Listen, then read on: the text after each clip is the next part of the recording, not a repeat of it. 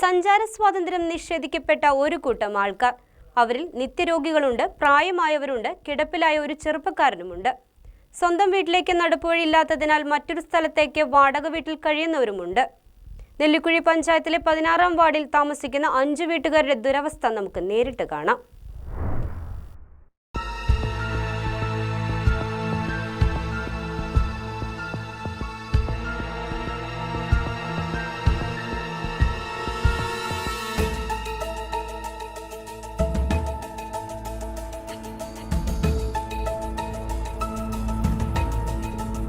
നെല്ലിക്കുഴി പഞ്ചായത്തിലെ 16-ാം വാർഡിൽ കുറ്റിലഞ്ഞി ഇരമല്ലൂർ റോഡിൽ തൃക്ക മഹാദേവ ക്ഷേത്രത്തിന് സമീപം താമസിക്കുന്ന 5 പേരുടെ വീടുകളിലേക്കുള്ള വഴിയാണ് ഇത്. ഇതിനെ ഒരു വഴിയെന്ന് വിളിക്കാമോ എന്ന് ഞങ്ങൾക്കറിയില്ല. മഴ പെയ്ത് തോട്ടിൽ വെള്ളം പൊങ്ങിയാൽ വഴിയേത് തോടേത് എന്ന് തിരിച്ചറിയാനാകില്ല. 2006 മുതൽ തുടങ്ങിയതാണ് ഇവരുടെ ദുരവസ്ഥ.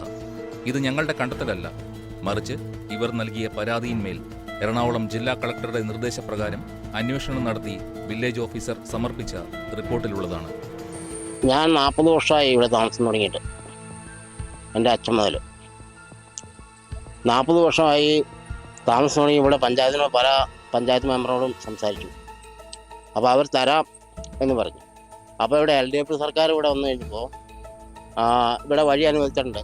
5,80,000 രൂപ അനുവദിച്ചിട്ടുണ്ട് എന്ന് ഇവിടുത്തെ വാർഡ് മെമ്പർ എൻ്റെ അടുത്ത് സംസാരിച്ചതിലെ വഴി കാണിച്ചു തന്നു.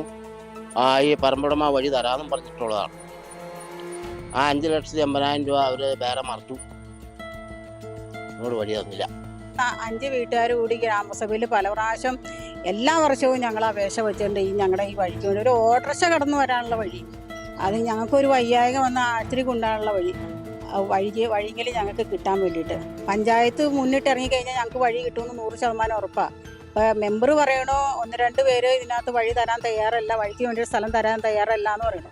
ഈ കഴിഞ്ഞ വർഷം LDF ഇരുന്ന സമയത്ത് എല്ലാ പാടക്കാരും മെമ്പറിൻ്റെ അടുത്ത് പറഞ്ഞു, മീറ്റിംഗ് വിളിക്കുക, പഞ്ചായത്തിൽ മീറ്റിംഗ് വിളിച്ച് കഴിഞ്ഞിട്ടുണ്ടെങ്കിൽ ഞങ്ങളെല്ലാവരും അവിടെ വരാം, പഞ്ചായത്തിലേക്ക് വഴിക്ക് വേണ്ടി സ്ഥലം തരാൻ തയ്യാറാണ്, എഴുതി തരാൻ തയ്യാറാണ് എന്ന് പറഞ്ഞു. മെമ്പർ എന്ത് ചെയ്താൽ കേൾക്കൂലായിരുന്നു. മനുഷ്യത്വമുള്ള ആർക്കും കണ്ടു നിൽക്കാൻ പറ്റില്ല സരോജിനി എന്ന ഭിന്നശേഷിക്കാരിയായ അമ്മയുടെ അവസ്ഥ. മകൻ രാധാകൃഷ്ണനോടൊപ്പം പഞ്ചായത്ത് നൽകിയ വീട്ടിലാണ് സരോജിനിയുടെ താമസം.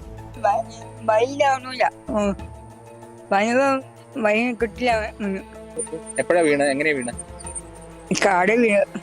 ഇവിടെയാണോ വീണ?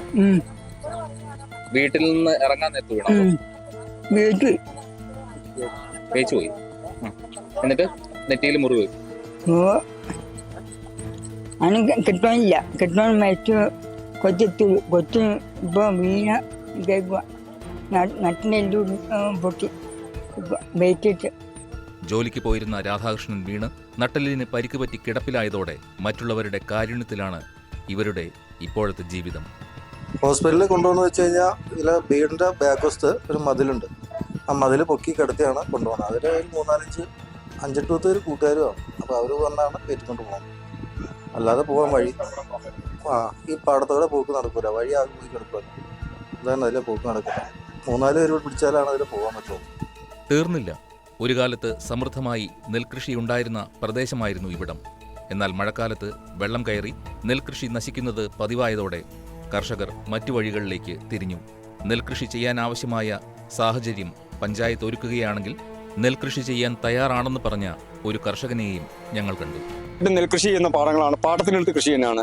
വെള്ളം കാരണം ഈ പുറം വെള്ളം പോകുന്നത് വടിഞ്ഞു പാതിരിക്കാൻ വേണ്ടി നെൽകൃഷിയിലേക്ക് വെള്ളം കയറാതെ നമ്മുടെ ജില്ലയിൽ നെൽകൃഷിനോടുള്ള താല്പര്യം കൊണ്ട് ചെങ്കല്ല് അവിടെ നിന്ന് ചോന്ന് കൊടുത്തിട്ട് പണമുണ്ടാക്കി നെൽകൃഷി ചെയ്തിട്ട് കൃഷിഭവൻ വഴി പാടശേഖര സമിതി, പാടശേഖരത്തിന് കൃഷിപരമായിട്ട് എല്ലാ കാര്യത്തിനും അനുകൂലമായിട്ട് എല്ലാ ഏർപ്പാടും ചെയ്തു തരും എന്ന് പറഞ്ഞ് ഞങ്ങൾ നെൽകൃഷി ചെയ്തിട്ട് വെള്ളം കാരണം നെൽകൃഷി ചെയ്യാൻ പാടാത്ത അവസ്ഥയാണ്.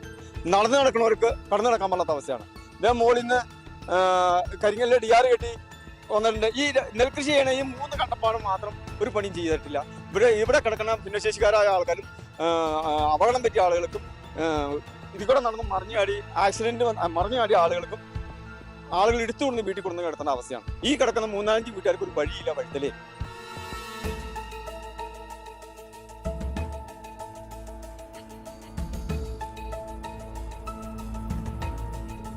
എറണാകുളം ജില്ലാ കളക്ടർ നെല്ലിക്കുഴി പഞ്ചായത്ത് സെക്രട്ടറിക്ക് നൽകിയ കത്തിൽ പറയുന്നത് വഴി പ്രശ്നത്തിൽ നിയമാനുസൃത നടപടിക്ക് പുറമെ മാനുഷിക പരിഗണന കൂടി നൽകി പരാതി പരിഹരിക്കണമെന്നാണ്.